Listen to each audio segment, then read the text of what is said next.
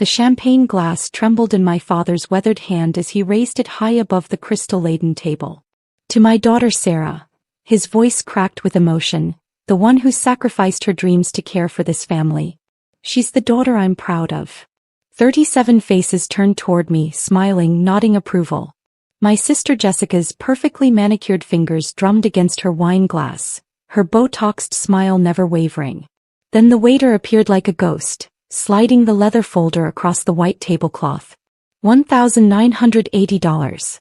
The number burned into my retinas. Dad's Alzheimer's had been getting worse, but this, celebrating my sacrifice while expecting me to foot the bill for Jessica's engagement party, this was new territory. Everyone waited. Jessica's emerald eyes sparkled with malicious anticipation. "Well, Clara," she purred, "aren't you going to handle it? You're so good at handling everything." The restaurant hummed with expensive conversations, crystal clinking, lives being celebrated while mine crumbled. I stood up slowly, feeling every eye in the room lock onto me. For 15 years I'd been the reliable daughter. The one who moved back home when Mom got sick. The one who gave up my marketing career in Chicago to manage Dad's construction business when his hands started shaking. The one who paid for Jessica's law school while she dated trust fund babies and posted Instagram photos from Cabo. I'd worn the same black dress to every family function for 3 years because every spare dollar went to medical bills, house repairs, or Jessica's latest investment opportunity. The waiter lingered, pen poised above his order pad.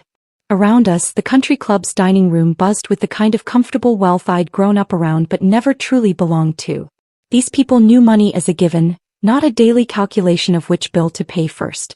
Jessica's fiancé, Bradley, scrolled through his phone with bored indifference.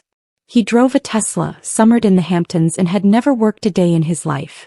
Yet somehow I was always the one reaching for my worn leather wallet. "Clara." Dad's confused eyes found mine. The Alzheimer's was stealing him piece by piece, but Jessica had been stealing from me for years. Jessica leaned back in her chair, designer handbag positioned perfectly for the room to see the golden logo. Her engagement ring, a 4-carat monstrosity that cost more than my car, caught the candlelight as she gestured dismissively. "Don't look so stressed, sis. You've always been so good with money." The lie hung in the air like expensive perfume. I'd been good at stretching money, sacrificing for money, bleeding for money. But good with money? Jessica had my father's construction company credit cards. She'd been helping with the books for 6 months, taking over when Dad's confusion got worse. Bradley's trust fund buddies chuckled at some private joke, their voices carrying that particular brand of arrogance that comes with inherited wealth. Mrs. Patterson, our elderly neighbor, caught my eye from across the table. Her expression was troubled, like she wanted to say something but couldn't quite place what was wrong. The waiter cleared his throat politely. The silence stretched like a taut wire. Jessica's smirk widened, and in that moment I saw her clearly, not as my little sister, but as a predator who'd been circling my carcass for years, waiting for the perfect moment to strip the bones clean. My fingers fumbled with the wallet's worn zipper. Inside, 3 $20 bills and a maxed-out credit card mocked me. The bills from Dad's latest hospital stay had wiped out my savings account 2 weeks ago. I'd been living on peanut butter sandwiches and prayer, telling myself Jessica's help with the business meant things were looking up. But standing there, staring at $1,980 worth of appetizers and champagne I hadn't ordered, the truth hit me like a sledgehammer. This wasn't about celebration.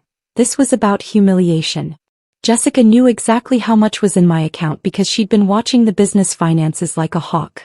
"Actually," I said, my voice steadier than I felt, "I think there's been a mistake." Jessica's perfectly contoured face shifted almost imperceptibly. "What kind of mistake?" Bradley looked up from his phone for the first time all evening, sensing drama. The waiter waited patiently, but I could see other diners beginning to notice our table. A couple near the window had their phones out, probably posting about the drama at table 12. Mrs. Patterson leaned forward, her cloudy eyes suddenly sharp with concern. Dad's hand shook as he set down his champagne flute. "There's no mistake," Jessica said, her voice carrying just enough volume for nearby tables to hear. "Clara always pays for family dinners. Don't you, Clara?" Her tone dripped with false sweetness, but her eyes were calculating. "She loves taking care of everyone. It makes her feel important." The insult landed like a physical blow. Around us, conversations quieted as people sensed conflict brewing. Bradley's trust fund friends exchanged amused glances, already mentally composing social media posts about the family drama. Mrs. Patterson's weathered hand tightened on her purse strap. "Jessica," she said quietly, "that's not—" "Mrs. Patterson, please," Jessica interrupted with practiced charm. "This is family business." But something in the old woman's expression made me pause. She looked angry in a way that reminded me of my grandmother. Righteous anger that had seen too much and stayed quiet too long. "Family business," I repeated slowly, tasting the bitter irony. For years I'd shouldered every burden, signed every check, made every sacrifice in the name of family. But looking at Jessica's smirk, at Bradley's bored contempt, at the expectant faces around me, I realized I'd been funding my own destruction. The wallet felt impossibly heavy in my hands. "You know what?" I said, closing the wallet with a decisive snap. "You're absolutely right, Jessica. This is family business." I sat back down, folding my hands calmly on the table. "So let's discuss family business." Jessica's confidence flickered for just a moment. "Clara, don't make a scene." "A scene?" I laughed, and it wasn't a pleasant sound. "Like the scene you made when you convinced Dad to add you to his bank accounts? Or the scene when you had his will changed while he was sedated after his surgery?" The color drained from Jessica's face. Bradley finally put his phone down completely.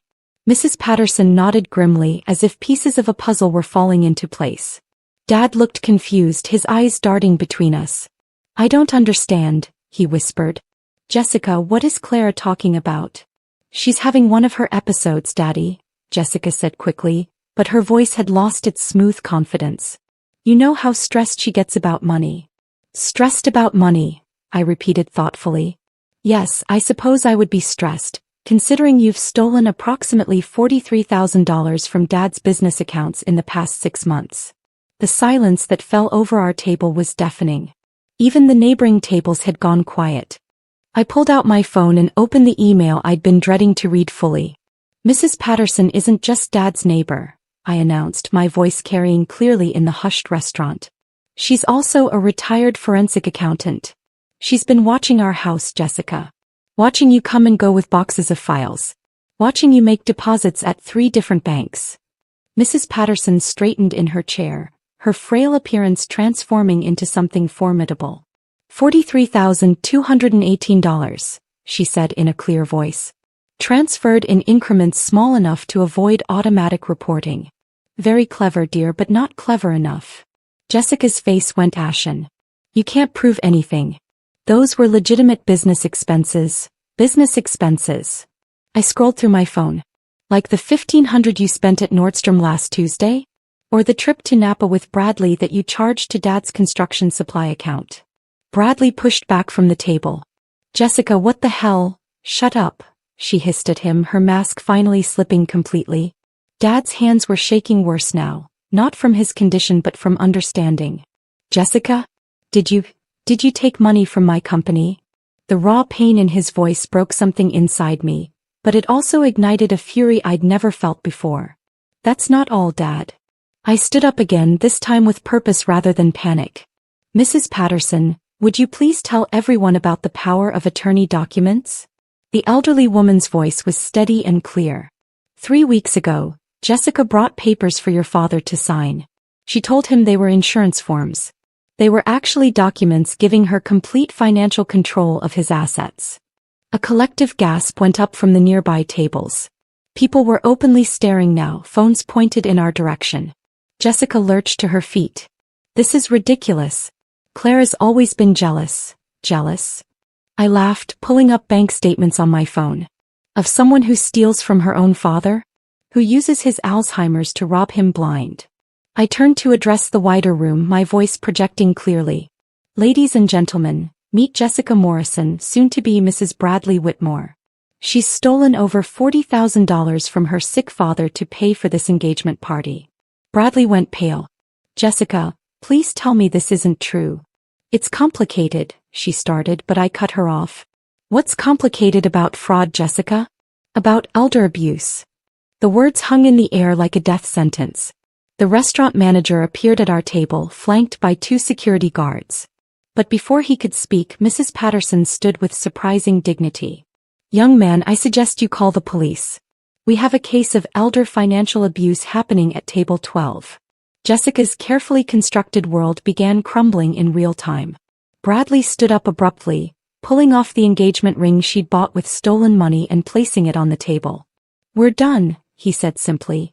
"My family doesn't associate with criminals." "Bradley, wait." Jessica reached for him, but he was already walking away, his trust fund friends trailing behind like well-dressed shadows. The other diners continued recording, and I could see the videos already being uploaded to social media. Dad looked smaller somehow, shrunk by the betrayal, but his eyes were clearing with understanding and rage. "Jessica," he said, his voice stronger than it had been in months, "how could you do this to our family?" "I was protecting our assets," she snapped, dropping all pretense now. "You're sick, Dad. Clara's a failure who can't even take care of herself. Someone had to secure our future." "Our future?" I stepped closer to her. "You mean your future? With my sacrifices funding your lifestyle." The sirens in the distance were growing louder. The police officers who arrived weren't strangers. Officer Martinez had responded to wellness checks on Dad before, and Detective Chin had investigated break-ins in our neighborhood. They listened carefully as Mrs. Patterson presented her evidence. Photographs, bank records, copies of the forged documents. Jessica's protests grew more desperate as the handcuffs clicked into place. "This is a family matter. They can't prove anything." But Detective Chen's expression was grim. "Mrs. Morrison, you're under arrest for elder abuse, fraud, and theft. You have the right to remain silent." As they led Jessica away, she turned back one last time. "Claire, you'll regret this. Without me, you'll lose everything." I met her eyes steadily. "I already lost everything, Jessica. But I'm about to get my dignity back." The restaurant had gone completely quiet except for the gentle clink of glasses and whispered conversations. Dad reached for my hand with fingers that shook, but his grip was firm. "I'm sorry, Clara. I should have listened sooner." Mrs. Patterson smiled at me, a real smile full of pride and vindication. "Your grandmother would be proud, dear. She always said the quiet ones are the most dangerous when they finally decide to roar." 6 months later, I signed the last document with a flourish, officially transferring Dad's construction company back to his name, with me as the legitimate power of attorney. The business was thriving again, freed from Jessica's embezzlement. She was serving 18 months in minimum security, and I visited her once, not to gloat, but to let her know I'd started a foundation for families dealing with elder financial abuse. "The Morrison Foundation," I told the reporter from the local news station. "Because no one should have to choose between loyalty and justice." Dad was in memory care now, but his good days were more frequent when he wasn't stressed about money disappearing. Mrs. Patterson had become my unofficial business advisor, her forensic accounting skills proving invaluable. That viral video from the restaurant? It launched a statewide conversation about protecting elderly citizens from family predators. I testified before the state legislature, helping to pass tougher penalties for financial elder abuse. Jessica sent letters sometimes full of apologies and excuses.